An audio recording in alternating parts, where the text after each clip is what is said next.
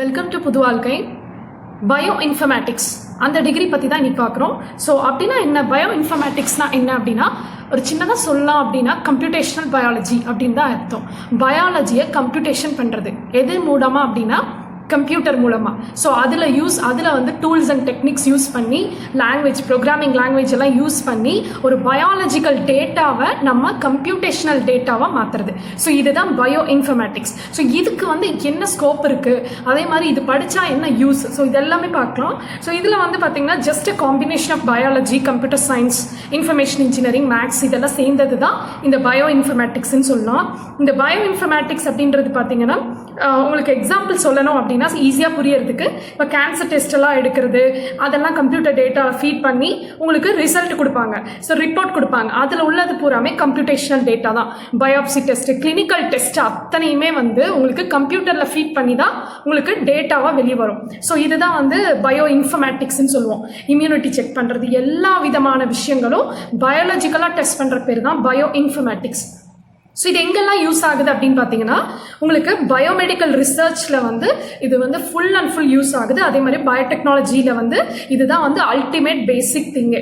Drug design பண்ணுறது, for example இப்போ corona இருக்குது, ஸோ அதுக்கு ஒரு ட்ரக்கை வந்து டிசைன் பண்ணிட்டு இருக்காங்க, வேக்சினை வந்து கண்டுபிடிச்சிட்டு இருக்காங்க. அதே மாதிரி ட்ரக் டிஸ்கவரியில் இந்த பயோ இன்ஃபர்மேட்டிக்ஸ் தான் வந்து மெயின் ரோலு. அதே மாதிரி ஜீன் ஃபைண்டிங், இப்போ ஜெனட்டிக்கலாக ஒரு டிசீஸ் வந்து போய்கிட்டே இருக்குது. ஃபார் எக்ஸாம்பிள் சுகரு, டயபெட்டிக்கெல்லாம் இருக்காங்களா, ஸோ அந்த மாதிரி. அதே மாதிரி கிளினிக்கல் ஸ்டடிஸ், டிஎன்ஏ மேப் பண்ணுறதுக்கு, ஒரு அம்மாட்டிருந்து எப்படி வந்து டிசீஸ் வந்து பையனுக்கு போகுது, ஸோ பையன்ட்டு அவங்க பையனுக்கு போகிறது. ஸோ இது எல்லா விஷயமும் வந்து நம்ம டூல்ஸ் அண்ட் டெக்னிக்ஸ் மூலமாக யூஸ் பண்ணி பண்ணுறது பேர் தான் பயோ இன்ஃபர்மேட்டிக்ஸ். என்ன டூல்ஸ் யூஸ் பண்ணுறாங்க டெக்னிக்ஸ்னா data mining, data structures, data bases, algorithm, statistics இது எல்லாமே வந்து யூஸ் பண்ணுறாங்க.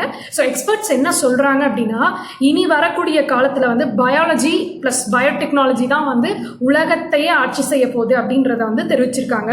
இது ஒரு பெரிய நியூஸ் தான். அதே போல் டேட்டா சயின்ஸில் வந்து பயோ இன்ஃபர்மேட்டிக்ஸ் வந்து மிகப்பெரிய ஒரு ரெவல்யூஷனை ஏற்படுத்தும் அப்படின்னு சொல்லியிருக்காங்க. ஸோ அதனால பயோ ஏன் இப்படி சொல்கிறாங்க அப்படின்னா இனி வரக்கூடிய காலத்துலலாம் பார்த்தீங்கன்னா அந்த காலத்துலலாம் எந்த விதமான நோயுமே இருக்காது. ஸோ இப்போ எது எடுத்தாலும் டெஸ்ட்டு, எது எடுத்தாலும் வந்து டிசீஸு, யாரை பார்த்தாலும் சுகர், ப்ரெஷரு, அதே மாதிரி யாரை பார்த்தாலும் கார்டியக் டிசீஸ், இந்த மாதிரி வந்து அதே மாதிரி போன்ஸ் எல்லாம் வந்து வலிக்கிறது, இதெல்லாம் வந்து அந்த காலத்தில் ரொம்ப வரவே வராது. ஆனால் இன்னைக்கு வந்து சின்ன வயசுலேயே வந்து அதெல்லாம் வர்றதுக்கு ரீசன் வந்து அதுதான். அதனால தான் வந்து பயோ இன்ஃபர்மேட்டிக்ஸ் வந்து ரொம்ப முக்கியம் அப்படின்றாங்க.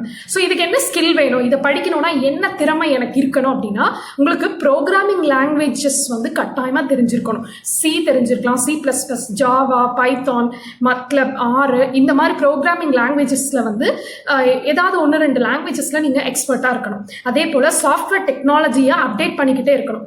ஏதாச்சும் விஷயம் வந்துச்சுன்னா, ஏன்னா அதெல்லாம் யூஸ் பண்ணி தான் இந்த பயாலஜியை இன்ஃபர்மேஷனாக மாற்றுறாங்க.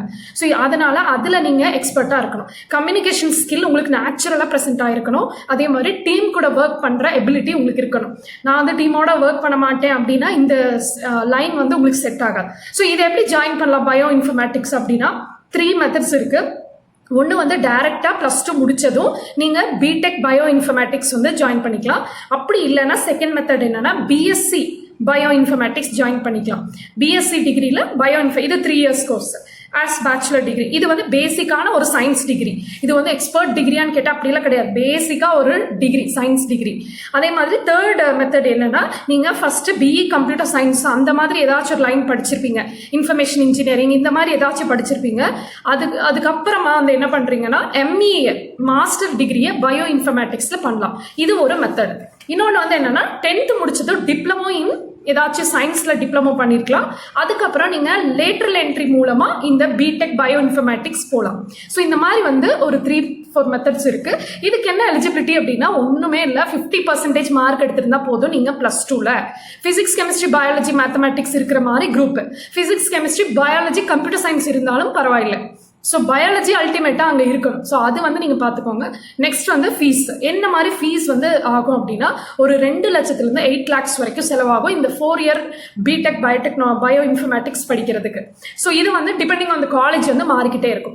அதே மாதிரி B.sc டிகிரி படிக்கிறதுக்கு என்ன செலவாகும் அப்படின்னா அது வந்து கிட்டத்தட்ட உங்களுக்கு 1 லட்சத்துலேருந்து 4 லட்சம் ஃபுல் டிகிரி முடிக்கிறதுக்கு 3 years. ஸோ அது வந்து அதுவுமே டிபெண்டிங் ஆன் த காலேஜ் தான். இப்போ நீங்கள் SRM எல்லாம் சேர்ந்தீங்கன்னா ஃபீஸ் ஜாஸ்தியாக இருக்கும். ஸோ அது போல தான். அதே மாதிரி இதுக்கு ஏதாவது என்ட்ரன்ஸ் எக்ஸாம் இருக்குது அப்படின்னா நீங்கள் வந்து ஹை டாப் காலேஜஸில் சேர்ந்தாதான் என்ட்ரன்ஸ் எக்ஸாம் இருக்குது. ஐஐடி, என்ஐடி அந்த மாதிரி. அதர்வைஸ் வந்து என்ட்ரன்ஸ் எக்ஸாம் கிடையாது. ரெப்யூட்டட் காலேஜஸ் சப்போஸ் வந்து ஒரு 200 சீட்டு தான் இருக்குது, ஆனால் அப்ளிகேஷன் வந்தது 1000 சீட்டாக இருக்குது. இப்போ எப்படி எடுப்பாங்க அப்படின்னா காமன் அட்மிஷன் டெஸ்ட்னு ஒன்று வச்சு அதுலேருந்து மெரிட்டோரியஸ் ஸ்டூடெண்ட் வந்து செலக்ட் பண்ணிக்குவாங்க.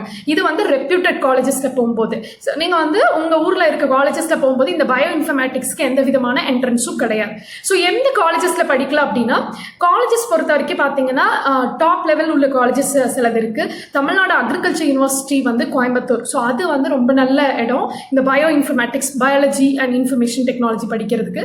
ஸோ அங்கே வந்து ஃபர்ஸ்ட் இயர் ஃபீஸ் வந்து உங்களுக்கு பெர் இயர் வந்து உங்களுக்கு 1,30,000 rupees ஆகும். ஸோ அதை நீங்கள் நல்லா மைண்டில் வச்சுக்கோங்க. அதே மாதிரி பாண்டிச்சேரி யூனிவர்சிட்டிலையும் இந்த கோர்ஸ் வந்து இருக்குது. ஸோ அங்கே வந்து அவ்வளோ ஃபீஸ் ஸ்ட்ரக்சர் கிடையாது. நெக்ஸ்ட் வந்து விஐடி, வெள்ளூர் இன்ஸ்டியூட் ஆஃப் டெக்னாலஜியில் வந்து உங்களுக்கு ஃபீஸ் ஸ்ட்ரக்சர் ஜாஸ்தி, 8 lakh rupees ஆகும் இந்த B.tech BIOINFO படிக்கிறதுக்கு. Next cornea, Coimbatore. இது வந்து பார்த்தீங்கன்னா அதே லெவல் தான், விஐடி எஸ்ஆர்எம் மாதிரியே தான். ஸோ அங்கேயும் வந்து 8 lakh rupees ஆகுது. Sastra, one of the super university, தஞ்சாவூரில் இருக்குது. அது வந்து 6 lakh rupees ஆகும் இந்த கோர்ஸ், என்டையர் கோர்ஸை முடிக்கிறதுக்கு. So Hindustan institute of technology சென்னையில் இருக்குது. அங்கேயும் வந்து உங்களுக்கு இந்த கோர்ஸ் இருக்குது. அங்கே வந்து 8 லட்சத்துலேருந்து 10 லட்சம் வரைக்கும் இந்த கோர்ஸ் முடிக்க செலவாகும். சேலத்தில் எடுத்துட்டா உங்களுக்கு Vinayaka missions and PMK college இருக்கு. அந்த காலேஜ் டெக்னாலஜிக்கல் காலேஜ். ஸோ அங்கேயும் வந்து இந்த கோர்ஸ் இருக்கு. ஸோ திருச்சியில் எடுத்துட்டா உங்களுக்கு holy cross Jamal Mohamed college இருக்கு. ஸோ அங்கேயும் வந்து இந்த B.tech பயோ இன்ஃபர்மேட்டிக்ஸ் இருக்கு. நெக்ஸ்ட் வந்து b.sc பயோ இன்ஃபர்மேட்டிக்ஸ் கூட இருக்கு. எஸ்ஆர்எம் காஞ்சிபுரத்தில் வந்து உங்களுக்கு ஃபீஸ் ஸ்ட்ரக்சர் ஜாஸ்தி தான். ஸோ அங்கே வந்து இந்த பயோ இன்ஃபர்மேட்டிக்ஸ் இருக்கு. கன்னியாகுமரியில் Noorul Islam, J college Pudukkottai and Yadava college Madurai. இந்த மாதிரி இடத்துல எல்லாம் இந்த கோர்ஸ் வந்து நீங்கள் எடுத்து படிக்கலாம். சென்னையில் எக்கச்சக்கமான காலேஜஸ்ல இந்த கோர்ஸ் இருக்கு. Stella Mary, Sathyabama, Mohamed Sathak engineering college, இந்த மாதிரி இடத்துல எல்லாம் வந்து இந்த கோர்ஸ் இருக்கு. கோயம்புத்தூர்ல பார்த்தீங்கன்னா Krishna arts and science. So அந்த மாதிரி இடத்துல இந்த கோர்ஸ் வந்து இருக்கு. ஸோ நெக்ஸ்ட் என்னன்னா பிளேஸ்மெண்ட். ஸோ யார் பிளேஸ்மெண்ட் எப்படி இருக்கும் அப்படின்னு பார்த்தீங்கன்னா, இப்போ ஜென்ரலாக வந்து நல்ல ரெப்யூட்டட் காலேஜஸ்ல சேர்ந்தீங்கன்னா டாப் லெவல் உள்ள பிளேஸ்மெண்ட் கம்பெனிஸ் எல்லாம் வருவாங்க. எம்என்சி மாதிரி உள்ள கம்பெனி, விப்ரோ, டிசிஎஸ், அப்புறம் ரிலையன்ஸ், ஐபிஎம் லைஃப் சயின்ஸ்னு ஒன்று இருக்குது, லைஃப் செல், சத்யம், அதே மாதிரி ரேண்ட்பாக்ஸி, இதெல்லாம் வந்து pharma companies. Torrent pharma company, அதே மாதிரி GVK bio science company, silicon ஜெனட்டிக்ஸ்ன்னு சொல்லிட்டு அது ஒரு கம்பெனி. இப்போ இதெல்லாம் வந்து இருக்கு. பெங்களூர்ல உங்களுக்கு எக்கச்சக்கமான biomedical research company and bio இன்ஃபர்மேட்டிக்ஸ்க்குன்னு தனியாகவே இருக்கு. ஜுபிலண்ட் பயோசிஸ்ன்னு ஒன்று இருக்கு பெங்களூர்ல, life cell Chennai and genotypic technology Bangalore. Next வந்து B.tech பெங்களூர். இது எல்லாமே பெங்களூர் சார்ந்தது. ஸோ அதே மாதிரி நியூஜென் இன்ஃபர்மேட்டிக்ஸ். ஸோ இது எல்லாமே பயோ இன்ஃபர்மேட்டிக்ஸ் சார்ந்தது பெங்களூர்ல. அதே மாதிரி ஹைதராபாத்ல டியூபாண்ட்னு சொல்லிட்டு ஒரு பயோ இன்ஃபர்மேட்டிக் இன்ஸ்டியூட் வந்து இருக்கு. அது மாதிரி பயோமெட் இன்ஃபர்மேட்டிக்ஸ் ஹைதராபாத், அது இன்னொரு இன்ஸ்டிடியூஷன் கம்பெனி. அதே மாதிரி நிறைய ரிசர்ச் இன்ஸ்டியூட்லையும் நீங்கள் வந்து வேலைக்கு போகலாம் இந்த பயோ இன்ஃபர்மேட்டிக்ஸ் முடிச்சா. அது வந்து பெங்களூர்லையும் ஹைதராபாத் இந்த மாதிரி இடங்கள்ல ஜாஸ்தியாக இருக்குது. பெங்களூரில் பார்த்தீங்கன்னா Indian institute of science, institute of bioinformatics, இதெல்லாம் தனித்தனியாக பெங்களூரில் இருக்குது. National institute of animal biotechnology வந்து ஹைதராபாத்தில் இருக்குது. ஸ்கூல் ஆஃப் பயாலஜிக்கல் சயின்ஸ்ன்னு சொல்லிட்டு மதுரையில் ஒரு ரிசர்ச் இன்ஸ்டிடியூஷன் இருக்குது. அங்கேயும் வந்து இந்த பயோ இன்ஃபர்மேட்டிக்ஸ்க்கு அதிக வேலை வாய்ப்புகள் வந்து இருக்குது. நெக்ஸ்ட் என்னன்னா institute of national institute of immunology, இது வந்து நியூ டெல்லி. இங்கே வந்து one of the very important செக்டார்னு சொல்லலாம் பயோ இன்ஃபர்மேட்டிக்ஸ்க்கு. ஸோ அங்கே தான் வந்து மருந்து கண்டுபிடிக்கிறது, டிஸ்கவர் பண்ணுறது, அதே மாதிரி டயக்னாஸ்டிக் டெக்னாலஜியெல்லாம் கண்டுபிடிக்கிறது. இப்போ வந்து நம்மளை வந்து மெஷின் எல்லாம் யூஸ் பண்ணி கார்டியக் இதெல்லாம் கண்டுபிடிக்கிறாங்க இல்லையா, அதுக்கெல்லாம் லேட்டஸ்ட் மெஷின், அதே மாதிரி லேப்ரோஸ்கோபிக் மெஷின், இதெல்லாமே வந்து பார்த்தீங்கன்னா பயோ இன்ஃபர்மேட்டிக்ஸ் அண்ட் பயோடெக்னாலஜியோட கண்டுபிடிப்புகள் தான். ஸோ இதெல்லாம் பயோமெடிக்கலில் வந்து உங்களுக்கு வந்துடும். ஸோ சேலரி என்னவா இருக்கும் அப்படின்னா, ஃப்ரெஷர் ஜஸ்ட் ஒரே ஒரு பேச்சுலர் டிகிரி தான் படிச்சிருக்கீங்க அப்படின்னா உங்களுக்கு 18,000லேருந்து 30,000 மட்டும்தான் பர் மந்த் வந்து உங்களுக்கு சேலரியை கிடைக்கும். இதுவே வந்து நீங்கள் PhD வரைக்கும் பண்ணியிருக்கீங்கன்னா நீங்கள் ஸ்கில்டு பர்சனாக இருந்தால் 70,000 பர் மந்த் ப்ளஸ் உங்களுக்கு ஹவுஸ் ரெண்ட் அலவன்ஸ் எல்லாமே கொடுத்துருவாங்க. அது வந்து 25% கொடுக்குறாங்க. ஸோ அந்த மாதிரி கொடுக்கும்போது கிட்டத்தட்ட உங்களுக்கு 1,50,000 பர் மந்த் போல் சேலரி வந்து வரும். ஸோ இது வந்து பார்த்தீங்கன்னா இன்னொரு விஷயம் மைண்டில் வச்சுக்கோங்க. வெறும் பேச்சுலர் டிகிரி மட்டும்தான் நீங்கள் பண்ணியிருக்கீங்க, B.sc பயோ இன்ஃபர்மேட்டிக்ஸ் இல்லைனா B.tech பயோ இன்ஃபர்மேட்டிக்ஸ், இது மாதிரி பண்ணிட்டு கோர் கம்பெனியில் எனக்கு வேற வேலை கிடைக்கணும் அப்படின்னு நினைச்சா முடியாது.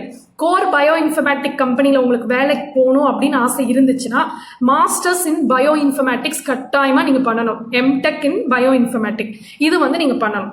ஸோ இதுக்கு வந்து சேலரி இது பேஸ் எல்லாமே ரொம்ப ஹை. சேலரி உங்களுக்கு ஸ்டார்டிங்கே பார்த்தீங்கன்னா 60,000 per month. அதுக்கப்புறம் உங்களுக்கு ஜஸ்ட் 3 years எக்ஸ்பீரியன்ஸ்லேயே நீங்கள் ஒரு 15 to 20 lakhs per year வந்து earn பண்ணலாம்.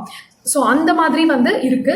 ஸோ நெக்ஸ்ட் வந்து என்ன மாதிரி ஜாப் டைட்டில்ஸ் எல்லாம் இருக்கும் அப்படின்னு பார்த்தீங்கன்னா உங்களுக்கு வந்து பயோஸ்டாட்டிஸ்டிஷியன், டீம் லீடராக ஒர்க் பண்ணலாம், மெடிக்கல் கோடராக இருக்கலாம், gene analyst, bioinformatic analyst, so application scientist, technology manager, இது வந்து இன்ஸ்டியூட் ஆஃப் பயோ சயின்சஸ்ல எல்லாம் நீங்கள் வந்து ஒர்க் பண்ணலாம். அதே மாதிரி டேட்டாபேஸ் ப்ரோக்ராமர், ப்ரொஃபஸராக ஒர்க் பண்ணலாம். எங்கே அப்படின்னா இந்த மாதிரி bio science research institute, agriculture யூனிவர்சிட்டில எல்லாம். அதே மாதிரி சயின்டிஸ்டாக வந்து நீங்கள் உள்ள வந்து PhD பண்ணும்போது அப்படி வந்து உங்களை அப்கிரேட் பண்ணிக்கலாம். ஸோ இந்த மாதிரி வந்து பியூட்டிஃபுல்லான வந்து ஜாப் டைட்டில்ஸ் இருக்கு. உங்களோட டவுட்ஸ் அண்ட் இதை வந்து என்கிட்ட கேளுங்க. அண்ட் ஐ மீட் யூ இந்த நெக்ஸ்ட் வீடியோ. ஆமாம், சப்ஸ்கிரைப் பண்ணுங்க. இந்த வீடியோ யாருக்கெல்லாம் யூஸ்ஃபுல்லாக இருக்கோ ஷேர் பண்ணுங்க. நிறையட்டும் நம்பிக்கை, பிறக்கட்டும் புது வாழ்க்கை.